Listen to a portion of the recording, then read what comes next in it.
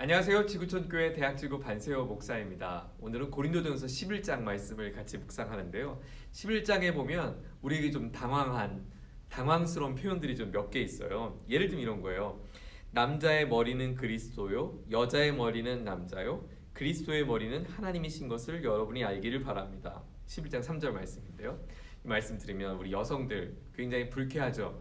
왜 우리는 동등하게 하나님의 형상으로 존귀한 형상으로 지어졌는데 왜 우리의 머리를 남자로 세워서 우리가 마치 남자의 종속된 사람처럼 느끼게 하냐라고 굉장히 불편하게 될 것입니다. 또 한 가지는 여자가 공중에서 사람들이 같이 모인 이 자리에서 머리에 아무것도 쓰지 않고 있는 것을 굉장히 부끄러운 것으로 표현을 했어요. 남자가 머리에 무엇을 쓰고 기도하거나 예언하는 것은 자기 머리를 부끄럽게 하는 것입니다. 그러나 여자가 머리에 무엇을 쓰지 않는 채로 기도하거나 예언하는 것은 자기를 머리를 부끄럽게 하는 것입니다. 이 말씀 구절 때문에 특별히 캐톨릭에서는 미사를 드릴 때 여성들이 머리에 하얀 수건 같은 걸 쓰고 예배를 드립니다. 여러분, 이 본문을 우리는 어떻게 이해해야 될까요? 먼저 첫 번째, 여인의 머리가 남자다, 남자의 머리가 그리스도다. 여러분, 이 말에 맥락이 있죠. 보세요. 남자의 머리는 그리스도고 여자의 머리는 남자고 그 그리스도의 머리는 하나님이신 것을, 다시 말하면 우리 삶에 진정한 권위가 하나님께 있음을 강조하는 표현이고, 아내와 남편의 역할 속에 가정에서 주신 하나님의 그 질서 가운데 어떤 책임을 남성에게 부여한 것이지 결코 여성과 남성의 존재 자체의 높고 낮음을 표현한 것은 분명히 아닙니다. 두 번째, 우리는 여성일 경우 예배 드릴 때 머리에 수건을 써야 되는가 말아야 되는가, 또 뭐 이런 것도 있어요. 7절에 보면 남자는 하나님의 형상이요 하나님의 영광이니 머리를 가려서는 안 됩니다. 그리고 14절에도 보면 남자가 머리를 길게 하는 것은 그에게 불명예가 되지만, 우리 남성들 머리를 이렇게 자매처럼 길게 기르면 굉장히 이거 불명예스러운 거예요 라고 우리가 성경을 읽어야 될까? 그러면 우리 형제들, 머리 긴 형제들은 다 어떻게 해요? 여기에 대해서 우리 현대 우리 그리스도인들은 이 말씀을 어떻게 해석하면 좋을까요? 여러분, 성경을 해석할 때요, 문자적, 역사적 성경 읽기라는 게 있어요. 문자적, 역사적 성격 읽기라는, 성경 읽기라는 것은 문자 주의로 성경을 읽는다는 말이 아니라 이 문자를 역사적인 맥락과 문학적인 맥락 속에서 이 문자 그대로 성경을 받아들이는 거예요. 다시 말하면 오늘 본문의 고린도전서 11장에 당시 고린도 지역의 문화적인 역사적 배경 속에 이 문장을 우리가 읽어야 한다는 거죠. 당시 고린도 교회는, 여러 앞서서 우리가 계속 묵상했지만, 고린도 교회의 가장 큰 문제는 뭐냐면 성적 문란함이었어요. 근친상간도 가정 안에 있었고요. 또 교회 안에는 많은 성도들이 창기와 잠자리 가는 것을 아무렇지도 않게 생각했고요. 또 아내가 버젓이 있는데 다른 여자와 잠자리 가는 것도 요즘 말로 사랑이면 다 되는 거 아니야? 이런 말로 그들은 다 이것을 너무 쉽게 생각했던 거예요. 그래서 성적인 문제에 대해서 굉장히 사도 바울이 이제 꼬집고 지적하고 있는데요. 이 남편이 있는 여인이 간음을 할 경우 남편은 여인의 머리를 잘랐어요. 머리를 짧게 자른 거예요.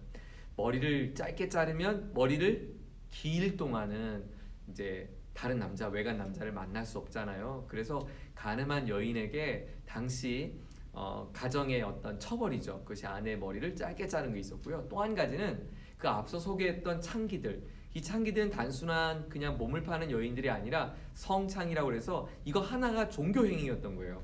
그래서 창녀들과 이렇게 몸을 교합하면서 그것이 마치 신을 달래는 어떤 그런 신적인 예배 행위였는데, 그 창기들의 특징이 뭐냐면 머리가 짧았어요. 스포츠 머리가 짧았어요.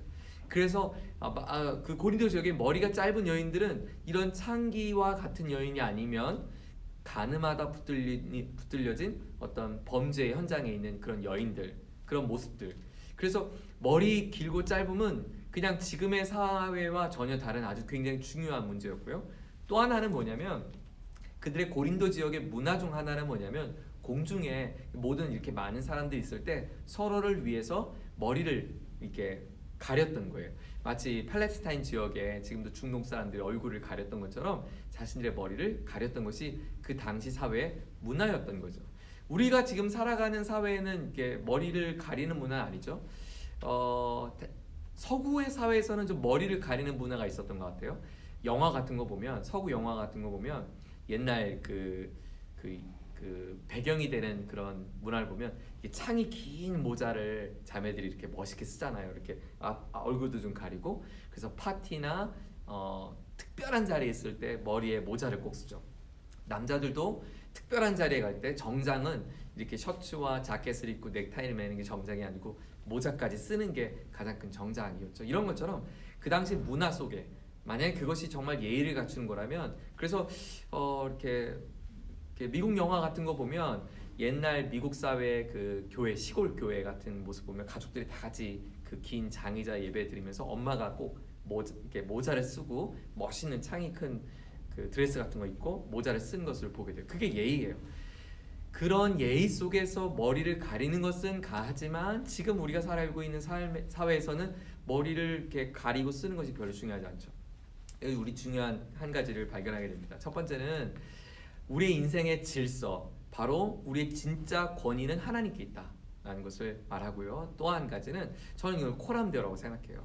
내가 하나님 앞에서 살아가는 때 마치 내가 사람들에게도 모자를 쓰는 것처럼 사람들에게 머리를 가는 것처럼 하나님 앞에 섰는데 내가 어떻게 이렇게 아무렇지 않게 예배할 수 있고 또 하나님 앞에 설 수 있겠는가. 그래서 남자들은 남자의 예우를 갖추고 여성은 여성으로서의 예우를 잘 갖춰서 질서 있는, 하나님 안에서 질서가 있고 사회 안에서 질서 있는 모습을 갖춰라 라고 하는 메시지가 오늘 본문에서 주시는 교훈이라고 생각합니다. 오늘 우리 살아가는 삶 속에도 많은 질서가 있습니다.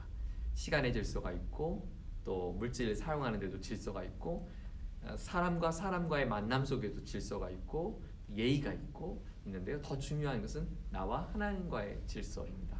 저는 여러분이 이 시간도 같이 영상을 보면서 말씀 묵상하는 것이 우리 인생의 주인 되신 하나님을 향한 여러분의 소중한 마음이 있다고 생각하고요. 그 질서가 아름답게 잘 잡혀서 품위 있는 그런 그리스도인의 삶을 살 수 있기를 축복합니다. 오늘 하루도 복된 하루 되세요. 감사합니다.